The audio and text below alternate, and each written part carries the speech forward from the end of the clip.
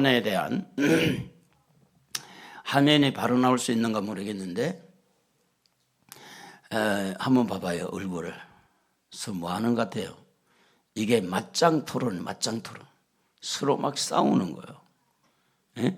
이 토론을 하다 보면 막 네가 옳으나 내가 옳으나 이러면서 굉장히 이렇게 다툼이 일어날 수 있어요. 토론을 잘못하면.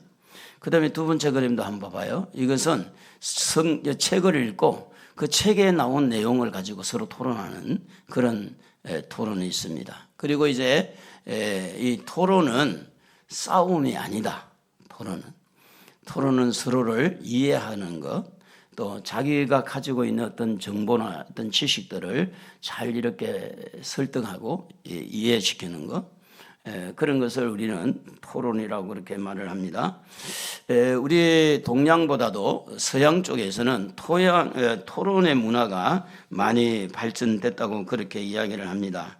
그래서 토론한 자들은 어떻게든지 자기가 가지고 있는 어떤 가치관, 의견을 이렇게 표현을 함으로써 내가 생각이 잘못됐나? 내가 또 이렇게 내가 가지고 있는 가치관이 잘못됐나? 이런 것들을 서로 이렇게 조율을 하고 거기에서 이제 합일점을 찾아내려고 토론을 하게 되는데, 오늘 여기 토론의 발제자로 나타난 자들이 누구냐면 사두개인이라는 그런 단어가 나와 있어요. 사두개인. 누구라고요? 사두개인. 이름이 여러분에게 좀 생소할 텐데, 이 사두개파라고 하는 이 하나의 종교 집단인데, 이 사람들은 어떤 부류냐면 사회적으로 엘리트 계급, 그러니까 사회적으로 정치적으로나 종교적으로 상당히 수준이 좀 레벨이 올라 있는 그런 사람들이 이 사두개파, 사두개인 그런 계층의 사람들인데, 이 사람들은 주로 이제 제사장 출신들이 많았다고 그래요. 제사장 출신. 그래서 이들은 성경도 보면 창세기, 출애굽기, 레위기, 민수기, 신명기 요 모세 오경만 딱 믿고 그 외에는 그냥 구전이라든지 이렇게 하는 거는 아예 그냥 배척을 하는 그런 사람들이 이제 주류로다 보니 이들에게는 초자연적인 어떤 그런 그 신비의 세계, 뭐 천사를 믿는다든지 뭐 귀신이 있다 없다 뭐 이런 부분에서 전혀 그는 받아들이질 않는다 그 말이에요. 그래서 이들은 이제 그렇게 하다 보니 로마의 이 속국이었으니까 로마의 이 총독하고 이렇게 잘 줄을 맞춰가지고 그러다 보니까 일반 유대인들에게는 이 사두개인 사람들이 우리나라로 말하면 일제 앞잡이다 그래가지고 대다수의 국민들에게 그들이 인정을 못 받는 것처럼 이제 이 사람들도 국민들의 지지를 많이 못 받는 겁니다. 근데 이들은 부활을 믿지 않았고 천사도 믿지 않고 영도 믿지 않아요. 그런데 믿지도 않으면서 이 사람들이 예수님에게 와서 부활을 토론하자고 딱 제시를 한 거예요. 부활이. 그러면 여기에 보니까 사도행전 23장 8절 한번 봐봐요. 사두개인들이 어떻게 됐는가? 사도행전 23장 8절 읽어볼까요? 시작. 이는 사두개인은 부활도 없고 천사도 없고 영도 없다 하고 바리새인은 다 있다 함이라. 그러면 자기들이 부활도 없다고 그래놓고 영도 없다고 그러고 천사도 없다고 그래놓고 예수님에게 가져온 것은 부활을 가지고 왔다고 하는 거예요. 어떤 내용을 가지고 왔어요. 어떤 내용을 가지고 왔느냐면 예수님 앞에 가져와서 이야기한 게 7명의 아들이 있었다는. 7명의 아들. 몇 명이요? 7명의 아들이 아들 부자. 그 첫째가 딴 장가를 갔어요. 그래가지고 장가를 갔는데 열심히 살아도 뭐가 없느냐? 애가 없어. 그러다 큰 아들이 이제 죽었네. 그리고 둘째 아들이 또 행석에 장가를 갔어요. 이스라엘은 그런 게 있어요. 우리나라는 이제 그런 거 안 되지만 이스라엘은 상속자, 그러니까 쉽게 말하면 씨를 물려줘야 되니까 그 대를 이어야 되니까 둘째가 이제 형수하고 딴 둘째도 장가를 갔어요. 그래서 하는데 애가 없는 거야. 그 둘째도 죽었네. 셋째가 또 또 셋째가 장가를 갔는데 셋째도 죽고 넷째도 죽고 다섯째도 죽고 일곱째도 그렇게 해서 죽었어요. 그리고 여자도 마지막에 죽었고, 그러면 이제 부활을 하게 되면 하늘나라에 천국 가서 우리가 부활하게 되면 저 여자분은 누구의 부인이냐라는 게 이제 중요한 내용이었어요. 누구의 부인이냐고. 이 질문에 대해서 토론을 하자고 예수님에게 온 거예요. 부활도 믿지 않고 영도 믿지 않고 천사도 믿지 않는 이 사람들이 그것을 가져오는 걸 예수님 알까요 모를까요? 자기 믿지도 않는데 예수님 놀려먹으려고 예수님에게 왔으니 아는 거예요. 아시는 예수님 모를 리가 없죠. 그러면 이 사두개인들의 진실한 마음, 그거는 부활을 안 믿는 거고, 그 부활을 가지고 나온 것은 예수님을 홀딱 먹이고 부활이 없다는 것을 드러내려고 한 거기 때문에 그들의 의도, 그들의 생각하고 부딪히게 되면 예수님의 마음도 상하게 되죠. 그러니까 이제 예수님이 이들의 그 의도하는 마음에 상하지 않았다는 거예요. 예? 왜 그랬느냐? 여러분, 성경은요, 그 사두개인만을 위해서 기록된 것이 아니잖아요. 할렐루야. 그 당시에 사람들도 있지만 오늘 우리에게도 성경은 너무 소중하잖아요. 그래서 이 과정을 통해서 성경이 기록되는 그런 놀라운 일들이 일어나는데, 오늘 여러분에도 그렇지 않습니까? 부활, 어떻게 부활? 궁금하지 않아요? 부활하면 어떻게 될까? 어떻게 부활할까? 예? 궁금하죠? 그런데 그 궁금증을 지금 이 사두개인들이 토론을 함으로써 궁금증을 풀어내는 일들을 하고 있는 모습을 보는데, 부활을 거부하고 부활을 믿지 않는 이들이지만 부활은 너무너무 중요하기 때문에 그들이 예수님의 마음의 감정을 건들더라도 감정대로 대하지 아니하고, 이들이 너무 중요한 겁니다. 우리가 큰 일을 할 때 대부분 보면 장가를 가거나 시집을 갈 때도 뭐 하다가 파토 나는 경우가 많다고 그래요. 뭐 하다가 뭐 준비하다가 파토 되는 경우가 많다고 그러잖아요. 그게 감정 싸움이에요. 감정 싸움.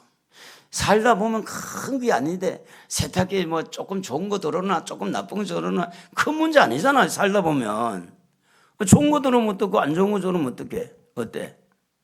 그런데 그 당시에는 감정적인 싸움을 할 때는 파토가 일어나는 거예요. 예수님도 이들의 의도를 알고 이들이 가지고 오는 그 중심을 알면서 이놈들하고 예수님이 감정 싸움을 했다면 부활에 대한 토론이 안 되겠죠. 근데 거기에 끌려가지 아니하고 예수님은 부활에 대해서 진지하게 설명을 해드리는 거예요. 이것이 오늘 우리에게 중요한 토론 문화에서 예수님을 닮아가야 될 줄로 믿습니다. 가정에서나 교회에서나 사회적으로 어떤 토론을, 어떤 문제를 토론할 때도 감정적인 그런 부분에 대해서 터치하게 되면 싸움박질 한다는 거예요. 예수님은 그렇게 안 했다. 그럼 우리 예수님 닮아야지. 할렐루야. 네가 올래 내가 올래 이렇게 감정 싸움을 하지 말라는 거예요. 왜 그러냐? 이것을 통해서 후대 두고 중요한 부분이 될 수 있기 때문에 그래서 하지 말라는 거예요. 제가 인천에 신방을 가서 오래된 이야기입니다만은 이제 식당에 밥을 먹자고 해가지고 집사님 부부하고 밥 먹으러 갔어요. 그 집사님 부부는 우리 교회에 나오진 않는데 이제 그냥 신방을 한번 오라고 그래가지고 예배를 드리고, 그래서 이제 밥을 먹으러 갔는데 식당에서 막 감정 싸움이 벌어진 거예요. 막 소리, 야, 이 새끼야, 욕하면서 떠드는 분이, 남자분이 있는데 저분이 누구냐 물었더니 자기 교회 목사라는 거예요. 그 왜 그러냐면 그 목사님도 감정을 가지고 싸워서 그러는 거예요. 충분히 그 목사님도 좋은 분일 것이고 또 예수를 믿는 분이고 또 어떻게 보면 굉장히 훌륭한 분인데도 불구하고 감정의 무대가 순간적으로 감정 싸움을 하게 되면 그렇더라는 거예요. 그 오늘 우리는 부활을 감정적으로 해결될 일이 아니잖아. 예? 있는 사실을 있다고 말해야 되고 부활은 이런 거라고 말해야 되고 또 부활은 이렇게 해서 이런 것이 확실하다고 말을 해야 되는데 예수님이 북하고 감정 싸움이 되면 할 말 다 잊어먹잖아요. 못하잖아요. 오늘 여러분도 저도 우리 감정이 다 있잖아요. 그죠? 속상한 말, 듣기 싫은 말, 잔소리 이런 또 나의 어떤 자존심을 이렇게 상하게 하는 그런 아픔의 말을 내 약점을 말할 때 감정이 팍 상하잖아요. 그럴 때 우리가 조심을 할 필요가 있다. 누굴 닮아서? 예수님을 닮아서. 예. 여러분은 예수님 닮았어요. 할렐루야. 예수님 닮아가야 돼요. 그러면서 예수님은 이 부활에 대해서 상세하게 토론을 이렇게 하시는데 접근을 하는 겁니다. 그래서 예수님이 하시는 말씀이 뭐라고 말씀했느냐? 성경도 하나님의 능력도 믿지 않는구나. 그래서 성경과 하나님의 능력을 가지고 나왔다고 하는 겁니다. 먼저 여러분 성경 말씀은 하나님과의 약속입니다. 약속. 이 약속이 얼마나 중요한지 몰라요. 약속을 지키지 않는 사람은 신뢰가 참 떨어져요. 약속을 지키지 않는 사람은. 좀 전에 제가 어떻게 하다 보니까 이낙연이라는 그 민주당의 그 대표로 나왔던 이분이 지금 당을 다르게 만들어 가지고 이제 그 어제 그저께 발표하는 것을 잠깐 들었어요. 이제 잠깐 들었는데 그분이 이런 이야기를 했어요. 똑같은 문제를 가지고 사법부에서 똑같은 문제를 가지고 이것을 죄라고 인정했으면 또 다른 사람이 있을 때 똑같은 문제 가지고 죄라고 인정해야 되는데 이게 안 되는 나라가 돼버렸다. 그렇게 그분이 이야기를 했어요. 이분에게는 그걸 죄로 만들고 또 이분에게는 죄를 안 만들었니 공평하지 않지 않느냐. 사법부가 다 썩었다는 거지. 그분이 이야기야. 그분이. 내 이야기가 아니고. 그러니까 이제 무슨 작용가 하면 이게 헌법이 있는데 헌법은 약속이잖아요. 헌법은.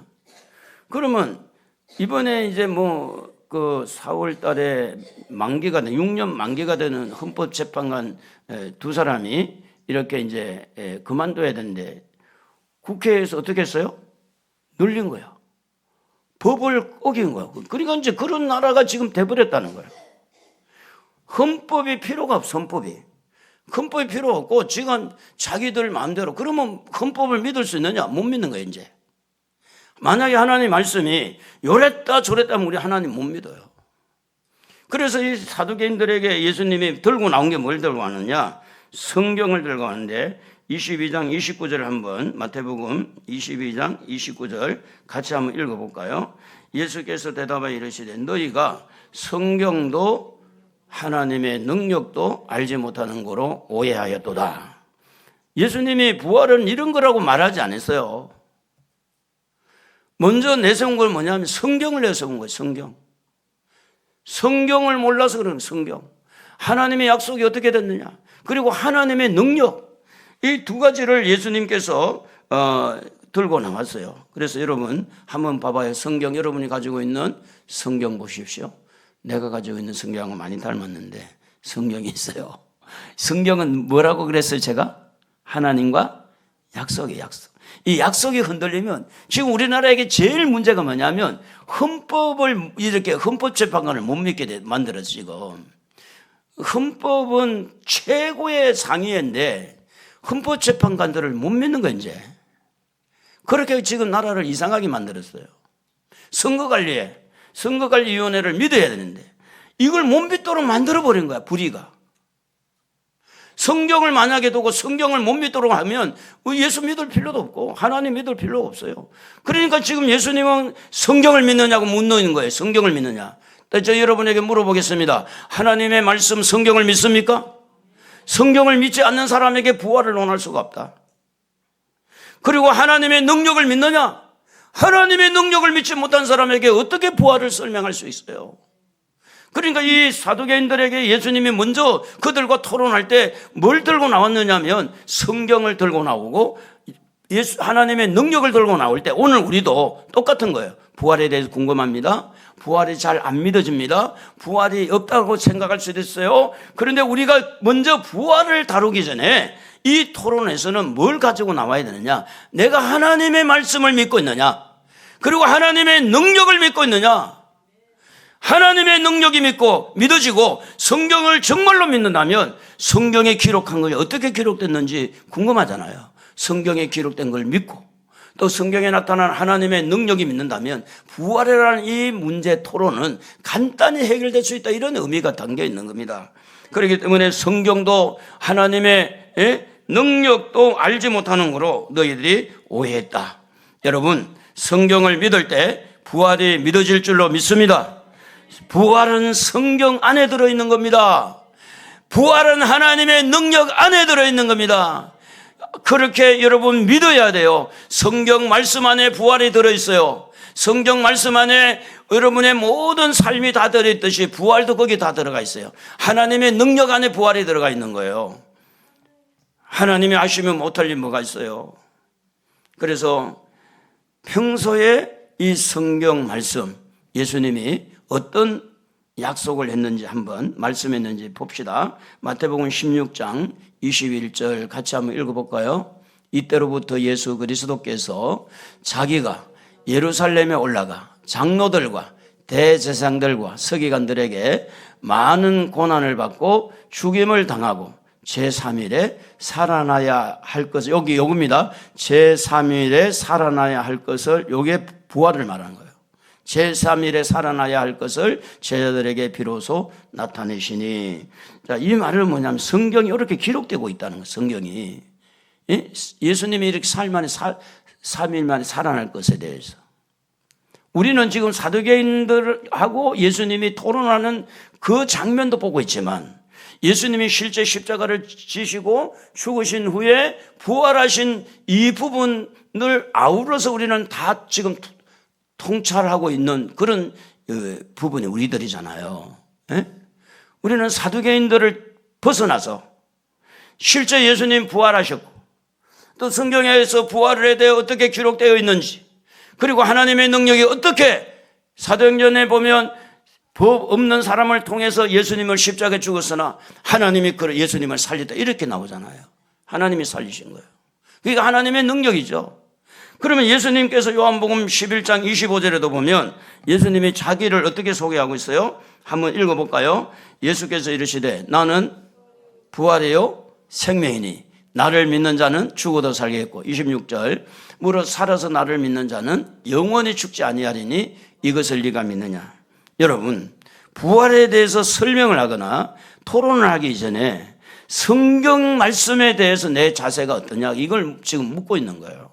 성경에 기록한 말씀을 내가 믿느냐는 거예요. 받아들이냐는 거예요. 여러분, 성경을 믿는 사람이면 부활이 그렇게 힘들지 않습니다. 부활 사건이 그렇게 힘들지 않아요. 같이 따라오는 거예요. 성경을 진짜 믿는다면. 그래서 하나님의 말씀, 성경은 사람이 사사롭게 기록된 게 아니라 성령의 감동을 받아서 하나님으로부터 받아가지고 기록한 것이 성경이다, 그렇게 돼 있어요. 그래서 하나님이 직접 기록한 것 똑같아요. 성경을 믿을 때 성경 안에 있는 하나님의 능력이 믿어지고 그 하나님의 능력으로 예수님을 3일 만에 살아나게 부활하게 만드신 그 하나님이 믿어지는 것이기 때문에, 그래서 우리가 이 믿음이 없는 상황에서는 토론하기가 어렵다. 왜 어렵냐? 안 믿는 사람에게 아무리 믿으라 해도 믿어지냐고. 안 믿는 사람에게. 여러분 보세요. 선거관리위원회가 지금 문제가 저렇게 많은데도 불구하고 입 몇 번 꺼다오면 지금 대통령 선거한다고 그러잖아요. 최소한 예의가 있어야 되잖아요. 국민들이 선거관리위원회가 문제가 있다 그러면 이거 선거관리위원회 오픈하자. 모든 걸 오픈해서 뭐가 문제 있냐? 문제 없다. 지금 선거가 중요한 게 아니고 지금 문제를 해결하고 선거를 해야 돼. 원칙이잖아요. 그게 안 되는 나라가 이 나라예요, 지금. 그래서 위기라는 거예요. 지금 헌법재판관이 보이는데, 다 보이는데 8명이 8대0으로 대통령 각하시킨 것은, 인용한 것은 지금 이낙연 그분이 이야기한 것처럼 헌법을 준수하지 않는 거예요. 그러다 보니 안 믿어지는 거예요. 그런데 우리는 다행히 헌법을 믿는 게 아니고 선거관리위원회를 믿는 게 아니라 우리는 누구를 믿습니까? 하나님을 믿습니다. 우리는 뭘 믿어요? 성경을 믿습니다. 그 우리 믿음이 헛되지 않는 거예요. 얼마나 감사해요. 얼마나. 지금 선거관리위원회나 헌법을 믿는 사람들 헛다리 짚는 거죠. 예? 거짓에 쏟고 완전히 그냥. 그런데 우리가 믿는 것은 하나님이에요. 우리가 믿는 것은 성경이에요. 우리가 믿는 것은 예수 그리스도가 성경에 약속한 대로 나는 부활이요 생명이라는 것처럼 예수님이 부활하신 것을 믿는 거예요. 이게 영원한 것을 믿는 거예요. 사실은 대통령 5년 아니면 2년 하고 나면 다시 못 하잖아요. 그런데 우리는 영원한 하늘나라 천국을 바라보잖아요. 할렐루야. 우리의 믿음이 헛되지 않습니다. 사랑하는 성도 여러분, 예수님은 부활이십니다. 부활한 다음에 예수님이 어떻게 될 것인가를 설명할 때 이렇게 말씀합니다. 읽어보겠습니다. 30절입니다. 부활 때에는 장가도 아니가고 시집도 아니가고 하늘에 있는 천사들과 같으니라. 얼마나 예수님이 중요한 말을 했는지 몰라요. 장가가고 시집 가는 것이 아니다. 천국에서는. 그러니까 누구 부인이냐 누구 남편이냐 아니라는 거예요. 천국에는. 그리고 천사들과 같은 건 천사들. 천국에 우리가 부활을 하게 되면요 어떻게 되느냐, 지금 이 땅에처럼 엄마 아빠 여보 이런 것이 사라진 거야. 이런 것이 없어져요. 가족 단위가 달라진다는 거네요. 이 땅에서는 엄마 없으면 못 살겠고, 이 땅에서는 부부가 그렇게 팔짱 끼고 그렇게 사랑스럽게 다녔던 그런 상황인데도 불구하고 우리가 부활을 해서 하늘나라에 들어가면 거기에는 시집가고 장가가는 허용이 안 되는 거예요. 왜 그럴까요? 여러분 여기에 대해서 한번 성경 구절을 한번 찾아볼 수 있기를 바라는데, 앞에 한번 보고 같이 한번 읽어봅시다. 금식할 때 이런 말씀이 나왔어요. 예수님이 왜 예수님의 제자들은 금식 안 하고 먹는 걸 즐기느냐, 이렇게 할 때 예수님 자신을 어떻게 소개하는지 봅시다. 한번 읽어볼까요? 마태복음 9장 15절, 예수께서 그들에게 이르시되 혼인집 손님들이 신랑과 함께 있을 동안에 슬퍼할 수 있으나 그러나 신랑을 빼앗길 날이 있으리니 그때는 금식할 것이니라. 신랑과 함께 있을 때는 슬퍼할 수 있느냐? 기쁘죠. 거기 신랑은 누굴 말하느냐? 예수를 말하는 거예요. 예수님의 신랑이다. 그리고 이제 이 예수를 뺏길 때가 온다, 그 말은 예수님이 십자가에 못 박히는 것을 염두에 두고 말씀합니다. 자, 그럴 때에 이제 예수님이 우리가 잘 아는 대로 마태복음 25장 1절 같이 한번 읽어보면 이렇게 기록되어 있어요. 그때의 천국은 마치 등을 들고 신랑을 맞으러 나간 10처녀와 같다 하리니, 여기에 신랑은 누구를 말하느냐? 예수를 말해요. 자, 부활한 사람들은요 누구의 부인이냐 이게 아니라 남자도 여자도 신랑은 오직 한 분밖에 없어요. 예수 신랑. 따라 해볼까요? 예수 신랑. 예수님이 여러분의 신랑 되는 거예요. 우리는 신부야. 저도 신부, 여러분도 신부. 그래서 부활을 해서 천국에 들어가면 시집가고 장가가는 게 없어져요.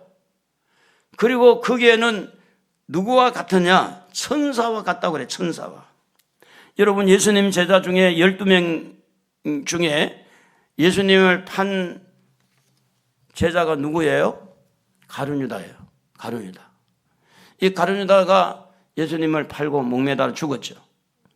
근데 11명의 제자 중에 도마라는 제자가 있어요. 이 도마라는 제자가 어느 날 너무 바빴던지 제자들과 함께 하지를 못한 거야. 그 10명의 제자들이 있을 때 부활하신 예수님이 딱 나타나서 예수님께서 너희들 평안할지어다 하고 10명의 제자들에게 만났어요. 그리고 도마를 만나가지고 도마야, 예수님 살아나셨어 이러니까 도마가 뭐라고 하는지 한번 봅시다. 요한복음 20장 24절 한번 읽어봅니다. 12제자 중에 하나로서 디두모라 불리는 도마는 예수께서 오셨을 때에 함께 있지 아니한지라. 다른 제자들이 그에게 이르되 우리가 주를 보았노라 하니 도마가 이르되 내가 그의 손에 못자국을 보며 내 손가락을 그 못자국에 넣으며 내 손을 그 옆구리에 넣어보지 않고는 믿지 않겠노라 하니라. 그러니까 이 도마는 어떤 사람이냐면 봐야 믿는 거예요. 그 도마는 안 보고는 못 믿는 거예요. 예수님이 살아났다 해도 안 믿어져. 죽은 자가 어떻게 살아나? 못 살아나지. 그걸 가지고 있던 도마인데, 그런데 여드레가 지나고 난다. 26절 읽어봐요. 여드레를 지나서 제자들이 다시 집안에 있을 때에 도마도 함께 있고 문들이 닫혔는데 예수께서 오사 가운데 서서 이르시되 너희에게 평강이 있을지어다. 문이 닫혔어요. 예수님의 몸이 쑥 들어왔네요. 누구와 같아요? 천사와 같은 거예요. 우리가 몸이 부활하고 나면 누구와 같아진다고요? 천사와 같아지는 거예요. 그러면서 27절에 보면 도마에게 이런 말을 해요. 도마에게 이르시되 네 손가락을 이리 내밀어 내 손을 보고 네 손을 내밀어 내 옆구리에 넣어보라. 그리하여 믿음 없는 자가 되지 말고 믿는 자가 되라. 이렇게 예수님이 도마를 불쌍히 여기 주신 거예요. 그래서 믿는 자가 됐어요. 그래서 도마는 나중에 인도에서 순교를 당했다 그런 이야기를 하죠. 이제 이 믿음이 그렇게 살아가게 만든 거예요. 여러분, 부활하면 가족 단위가 달라진다. 신랑은 누구? 예수님. 신부는 우리. 달라진다. 그리고 천사와 같아진다. 가고 싶은데 다 가는 거예요. 아무리 문이 닫혀도 그 문이 부활한 사람들을 막을 수 없네. 부활한 사람. 다시 살아난 사람은 시간과 공간을 초월하네. 그게 부활한 사람들이에요. 그런데 여러분 중요한 것은 믿어야 돼. 성경을 믿어야 돼. 하나님의 능력을 믿어야 돼. 부활을 믿어야 돼. 믿는 자가 천국에 들어가는 거예요. 믿음이 없으면 못 들어가요. 그래서 우리가 부활의 신앙을 차라리 도마와 같이 보고서라도 믿는 게 나아요. 안 보고 믿으면 더 좋지만, 더 복이 있지만, 안 믿는데 믿는다고 착각하지 말라는 거예요. 안 믿는데 믿는다고. 안 믿어지는 것은 믿음을 갖도록 해야 되지. 그러니까 어정쩡하게 하는 것보다는 확실하게 해야 돼요. 차라리 보고서라도. 그래서 제가 여러분에게 간증을 했잖아요. 손 이름도 지금 빨리 기억이 안 나네. 손 집사님. 이름 뭐죠? 손영선 집사. 지금 부천역에서 식당하고 있는지 모르겠는데 40일 새벽기도, 특별 새벽기도를 참석하고 하나님 보여주세요. 하나님 만나고 싶어요. 그게 이제 기도 제목이었어요.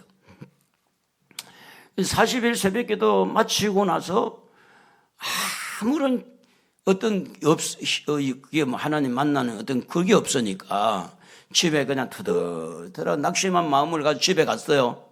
집에 갔는데 딸이 그냥 귀신에 들려가지고 눈동자가 휘도록 돌아가가지고 아버지를 보더니 무서워가지고 도망을 가는 거예요. 그래가지고 이 손집사님 이야기 들으니까 예수의 이름으로 물러가라. 그러니까 이 딸에게 붙었던 귀신이 성현이라고 하는 아들에게 붙은 거야. 아들이 헷가닥 들어갔어요. 그런데 아들 보고 예수 이름 물러가라. 안 물러가는 거야. 그래가지고 나한테 전화가 온 거예요. 엄마가 전화 와가지고. 자, 40일 동안 새벽 기도를 했는데 하나님을 만나지 못했어요. 근데 집에 가서 귀신을 통해서 만나게 하는 거예요. 예수의 이름으로 기도했더니 큰딸에게서 붙었던 귀신이 도망가고, 그리고 이제 가서 예배 드리니까 아들은 아들 속에 있는 귀신이 떠나가고, 그 지금 아들, 딸 시집 가서 잘 살고 장가 잘 서고 있잖아요. 아들은 지금 장가 갔는지 모르겠는데, 그러니까 여러분, 물론 그런 일도 없을 수도 있어요. 그러니까 우리가 그렇게 해서라도 믿는 사람이 돼야 되지. 예? 믿음이 없는데도 믿는 것처럼 흉내낼 필요는 없는 거예요. 자, 물어보겠습니다. 성경을 믿으십니까? 정말로 믿으십니까? 하나님의 능력을 믿으십니까? 그렇다면 부활도 같이 믿어지는 거예요.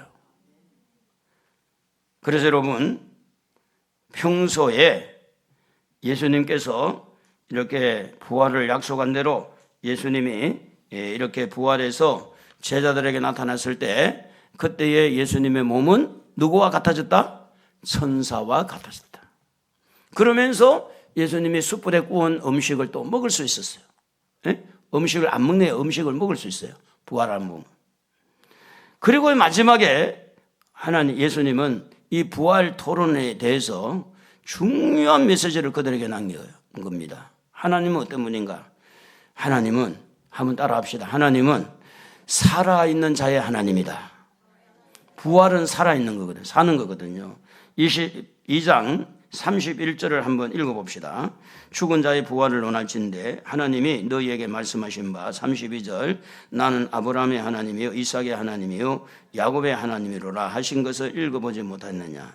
하나님은 죽은 자의 하나님이 아니요 살아있는 자의 하나님이시니라 하니라 하시니, 하나님은 살아있는 사람, 부활한 사람의 하나님, 죽은 자의 하나님이 아니라는 거예요.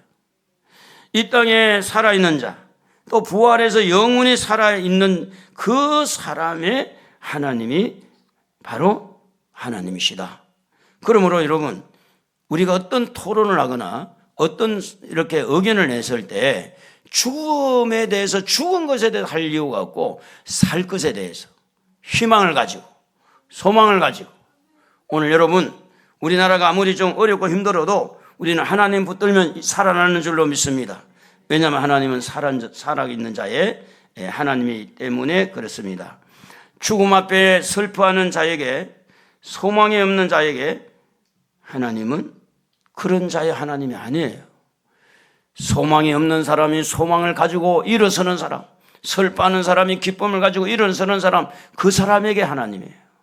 자, 지금 여러분 이 땅에 사는 동안에 보세요. 부자가 있고 가난한 자가 있어요. 그런데 가난할수록 하나님을 더 의지하면 분명히 그 사람은 하나님이 그 사람의 하나님이에요. 부자가 될수록 그 사람이 돈 의지하고 하나님 의지하지 아니하면 하나님은 그 사람의 믿음이 죽어 있기 때문에 그 사람의 하나님이 아니에요.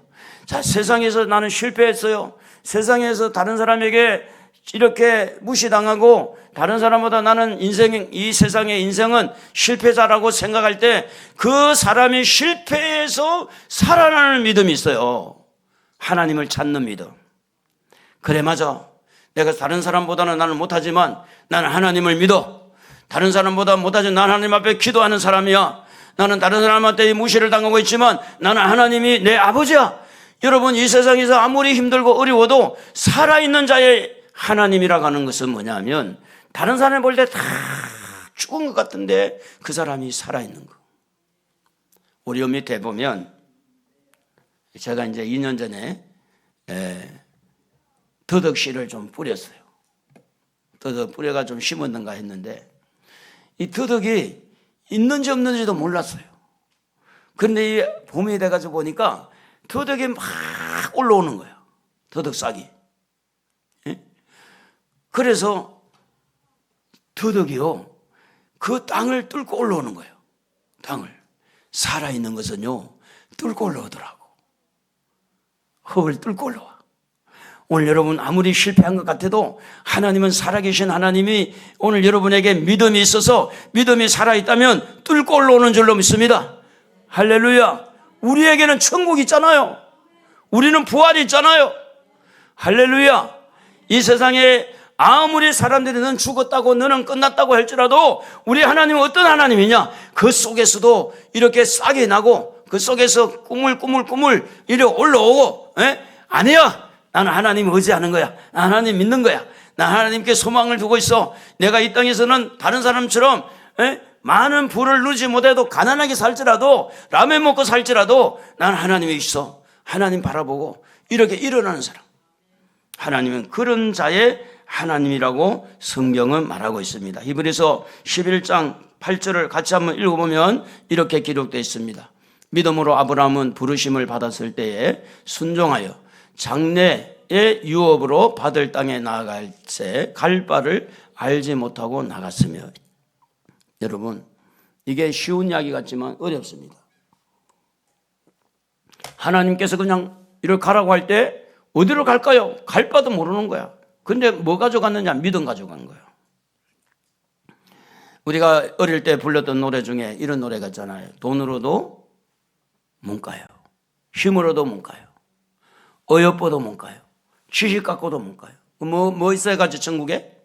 믿음 가져가는 거예요. 믿음 가져. 믿음으로 가는 나라, 하나님 나라. 여러분에게는 다 가난해도 믿음이 있고, 병들어도 믿음이 있고, 늙어도 믿음이 있고, 어려도 믿음이 있고, 다른 사람 볼 때 실패한 것 같아도 여러분에게 믿음이 있다면 그 믿음 있는 사람의 하나님이 살아있는 자의 하나님이 되는 거예요. 하나님은 산자의 하나님이라고 그렇게 말씀하면서 부활한 사람, 부활할 사람, 아브라함처럼 믿음 있는 그 사람의 하나님이 바로 하나님이다. 그러므로 예수님이 그들에게 이야기한 것은 뭘 이야기합니까? 때로는 사회적으로 대우를 못 받고 여러 가지 천대받고 무시를 당해도 믿음이 있다면 그는 하나님이 그를 붙들고 그를 일으켜 세울 것이다. 그런 내용들이 그 안에 들어있는 겁니다. 그러므로 사랑하는 성도 여러분, 우리는 부활의 소망을 가지고 살아봅시다. 할렐루야. 아무리 좀 어려워도, 늙어져도, 몸이 좀 불편해도 영원한 천성문을 바라보고, 여러분 이 꽃도 무슨 꽃인지 모르지만 이 꽃이 얼마나 좋아. 향을 이렇게 좋게 풍기잖아. 향이 꼭 라일락 향처럼 얼마나 좋아요.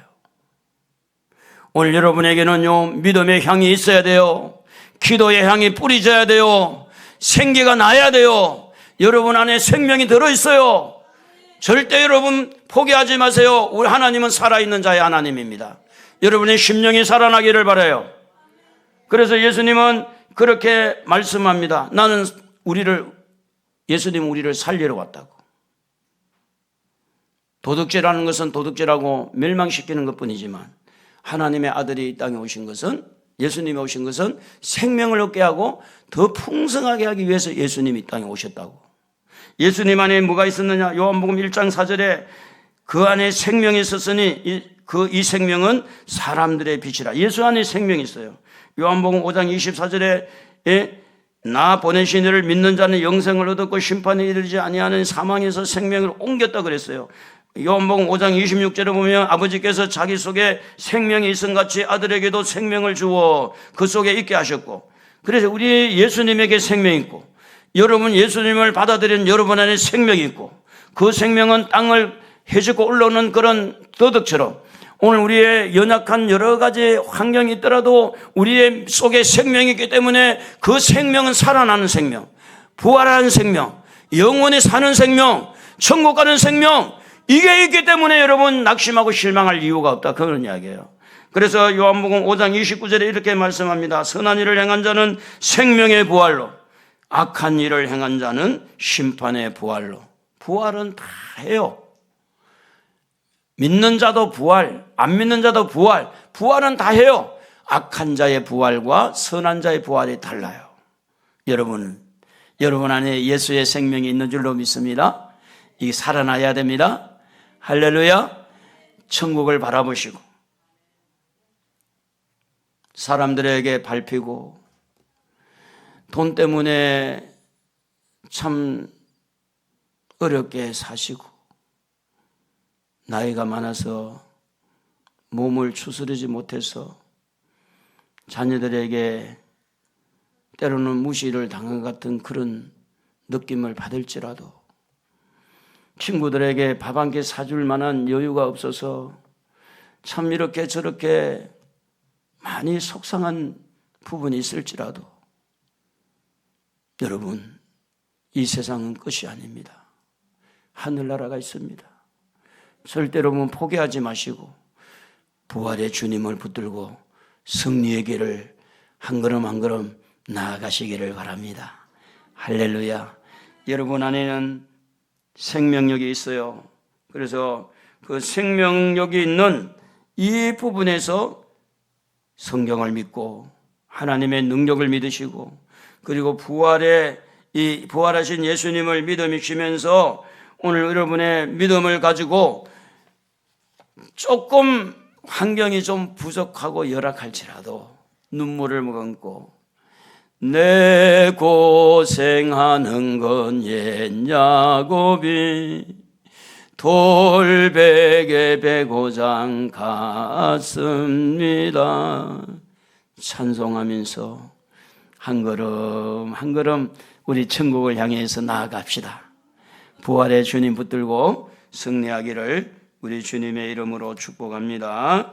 우리 찬양을 하겠습니다. 161장 찬송합니다.